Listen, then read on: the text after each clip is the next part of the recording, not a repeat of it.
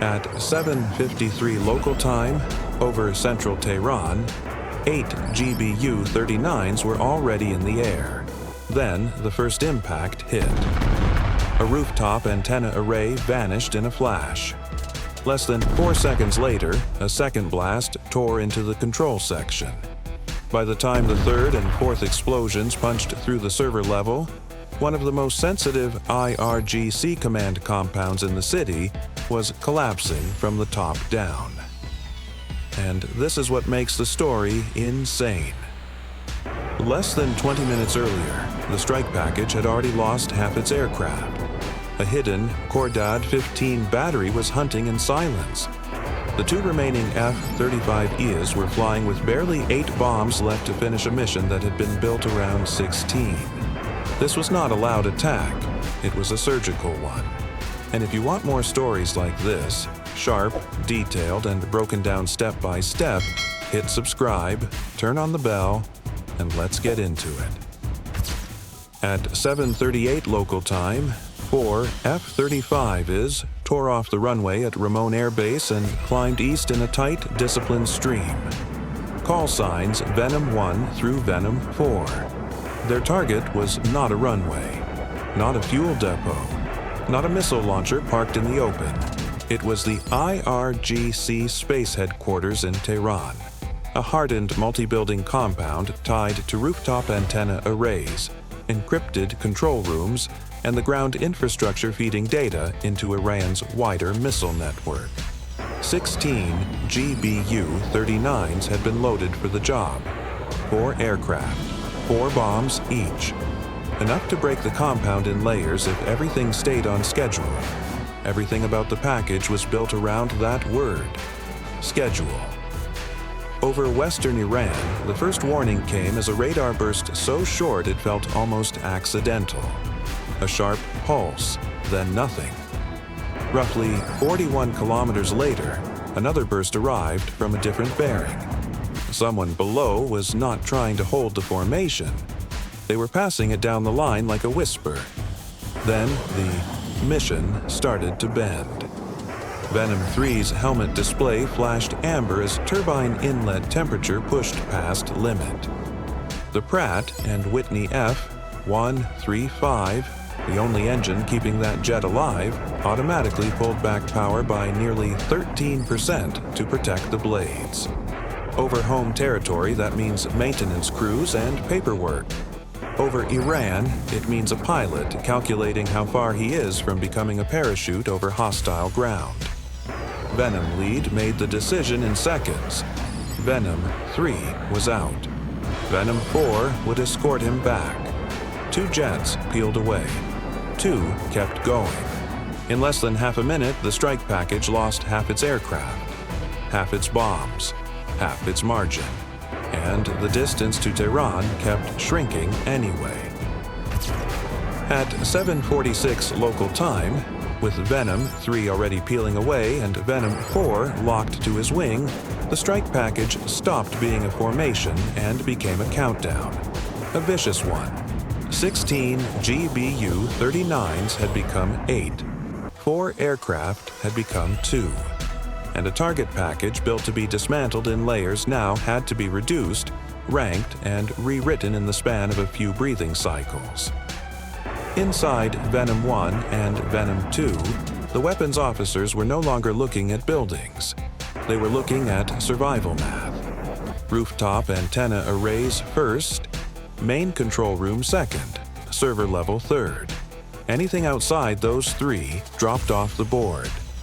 That triage took about 47 seconds. In peacetime, a targeting cell could spend half an hour arguing those choices under fluorescent lights with coffee going cold on the table. Here, 2 men did it at high altitude over hostile territory, while every extra mile east made the problem harder. That was not panic. That was training squeezing chaos into order. Then the air picture shifted again. The moment Venom 3 and 4 broke from the route, the wider strike wave had to be rebalanced. Multiple Israeli packages were converging on Tehran from different corridors, many of them stealth aircraft with almost no tolerance for confusion inside the same slice of sky. Emergency deconfliction updates pushed through the network fast. Venom 1 and Venom 2 got a new altitude block, about 2,700 feet lower than planned. That sounds minor until you translate it into consequences. 2,700 feet lower means closer to optical trackers, closer to gun crews, closer to every radar operator waiting for one mistake. And somewhere southeast of Tehran, one Khordad 15 battery had been waiting through days of silence for exactly that kind of mistake. Its radar had stayed cold. Its crew had stayed alive. And now, on a passive electro-optical tracker, 2 thermal signatures were sliding into a cleaner envelope than the Israelis were supposed to give them. The mission still belonged to the bombs. But before those bombs could touch the target, someone on the ground was about to make the sky very expensive. At 7:53 local time, the bomb bay doors opened for barely 3 seconds over the approach to central Tehran. 3 seconds. That was all the exposure Venom 1 and Venom 2 could afford. For that brief window, the F-35 swelled from near-invisible shapes into something every surviving radar in line of sight could at least try to notice. Not hold, not track cleanly, just notice. Then, 8 GBU-39s dropped free into Iranian airspace and the doors snapped shut again. The jets banked west. The bombs kept going. If you looked at the release geometry on a screen, it would seem almost calm. 8 weapons, roughly 285 pounds each. Folding wings deploying seconds after separation. A glide path stretching more than 40 nautical miles from altitude with no engine, no flame, no dramatic exhaust trail. Just gravity, guidance, and a city below full of people trying to break both. Then the impacts began. The first weapon drove through the rooftop antenna cluster and tore open the uplink node connecting the compound to multiple Iranian orbital assets. Metal, wiring, and composite panels erupted upward before the structure beneath them had even finished understanding it had been hit. About 3 seconds later, the second bomb punched into the main control section. The third followed fast, breaking through deeper infrastructure where encrypted mission data, orbital parameters, and relay timing were being processed in real time. The fourth struck low enough to collapse load-bearing sections that the upper floors had been counting on a moment earlier. And that was the point. This was not about flattening a city block. It was about removing a function. At roughly 500 kilometers overhead, a satellite could still pass on schedule. Its systems could still wake up. Its telemetry could still call home. But home was disappearing floor by floor. One query went unanswered. Then another. Then another.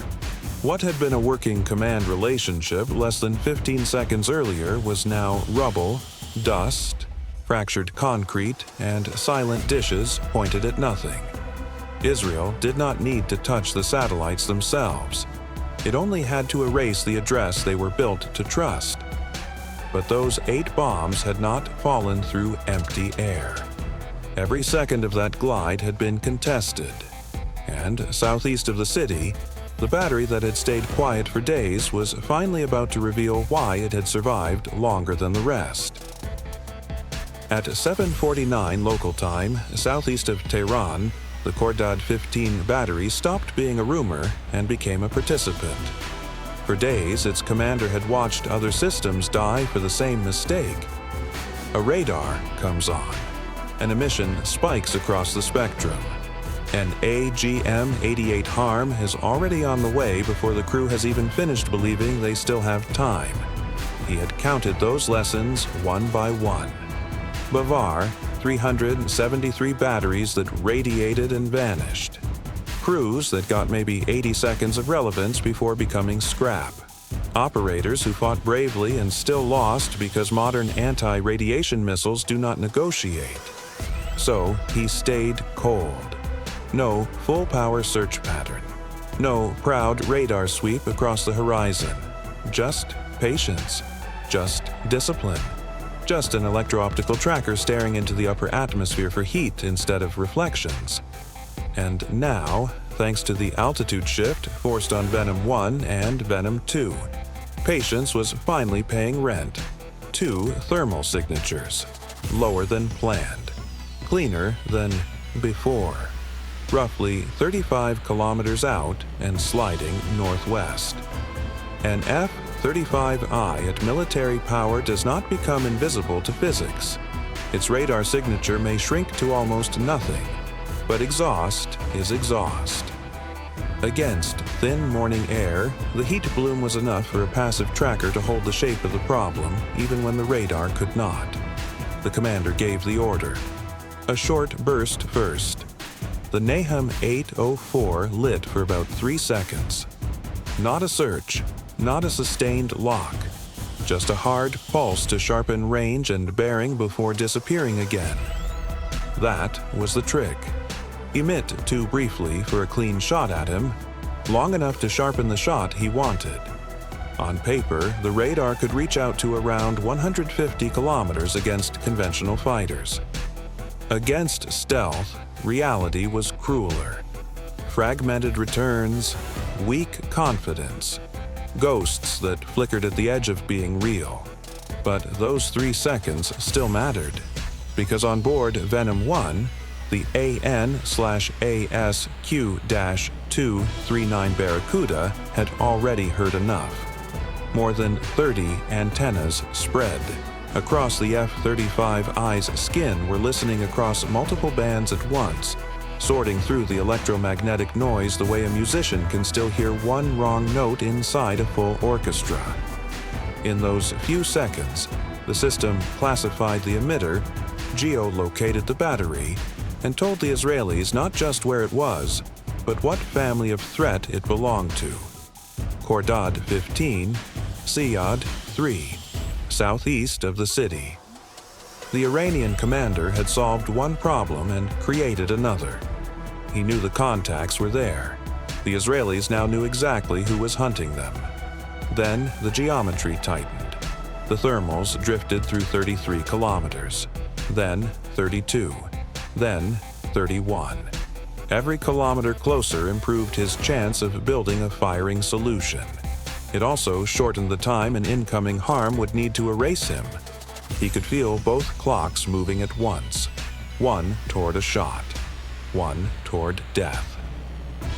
At roughly 30 kilometers, he made the choice every surviving battery commander eventually has to make. He went active. The Nahum 804 came up at sustained power. Operators leaned into their scopes.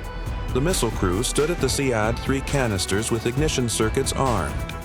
8 days of emissions discipline collapsed into a window that might not even last 25 seconds. The display fought him. Jamming smeared the returns. Track quality wavered. A usable solution started to form, then dissolved. Formed again. Broke again. Like trying to thread a needle in the back of a moving truck. He needed one clean hold. Just one. What he did not know was that the moment the radar stayed up, the AGM-88E harm already had his address. Not a guess, not a vague direction, an address. Oven shutting down would not save him now. That is the cruelty of the weapon. The missile does not forget because the radar gets scared. It remembers where the beam came from, then flies there on inertial guidance and GPS, whether the transmitter is still talking or not.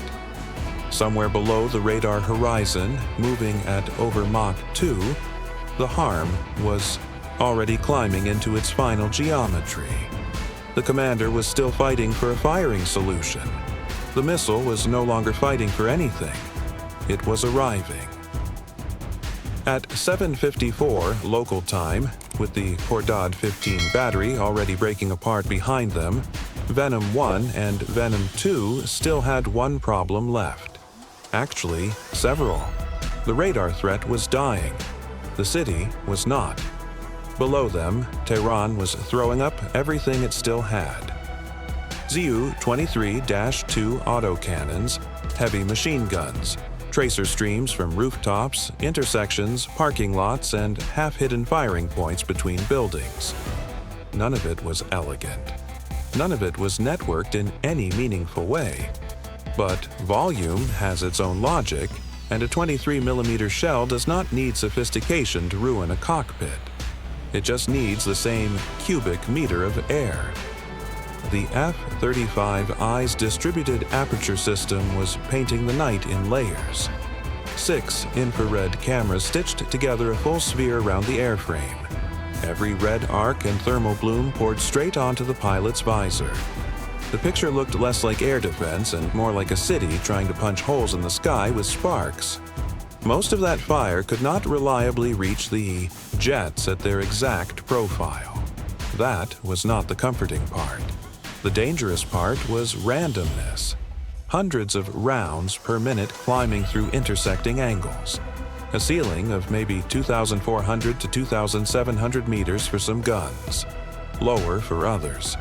But the Venom pair were no longer flying a clean, untouched altitude plan. They had already been pushed down, already been compressed, already been forced closer to the chaos than mission design had intended. Then the invisible fight took over. The GBU-39s were now gliding through one of the dirtiest electronic environments in the region. Iranian systems had been flooding GPS bands since the opening phase of the campaign, and over high-value infrastructure the interference was even denser. Jamming tried to drown the signal. Spoofing tried to imitate it. One makes you deaf, the other lies to your face. Inside each bomb, INS kept counting position on its own, step by step, second by second. But dead reckoning drifts. A few meters become 12, then 18, then more. In a crowded urban target area, that difference is everything. What kept the weapons honest was the military-grade encrypted GPS through SAASM. The fake signals did not pass. The noisy ones barely got through, but the real ones were enough. Each authenticated correction yanked the guidance back toward truth. CEP that had started to widen into dangerous territory tightened again. From double digits to single digits. From a neighborhood to a rooftop. To a single cluster of hardware that could not afford to survive. And that is why the explosions in Chapter 3 happened where they did. Not because the bombs fell clean, but because they kept winning tiny fights all the way down. By the time the last weapon hit, the target was already finished. What remained was the meaning of it. At 7:55 local time, the strike was already over.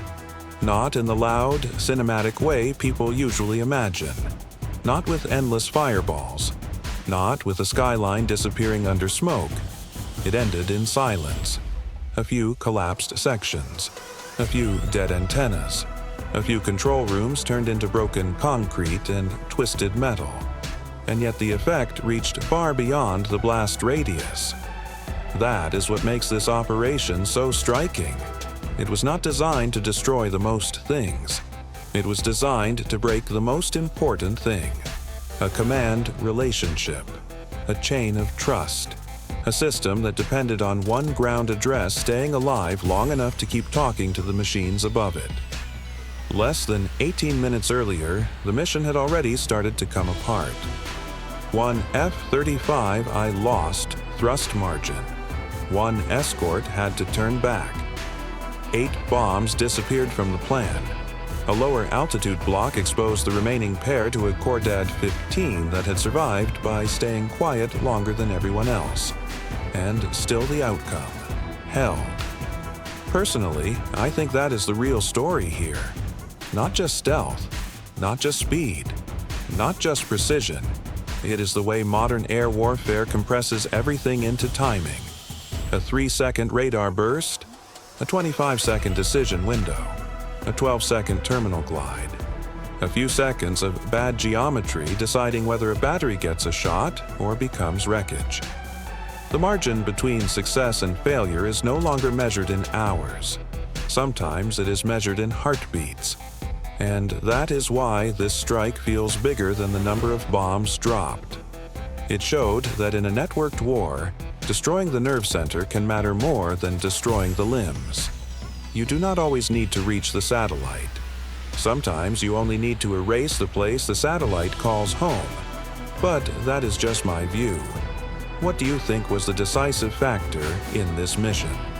The F-35I staying alive long enough to press in. The AGM-88E harm, removing the Khordad 15 at exactly the right moment. Or the GBU-39 fighting through, jamming and still landing within a few meters of the aim point. And if Venom 3 had never turned back, would this have looked like a cleaner mission? Or a riskier one?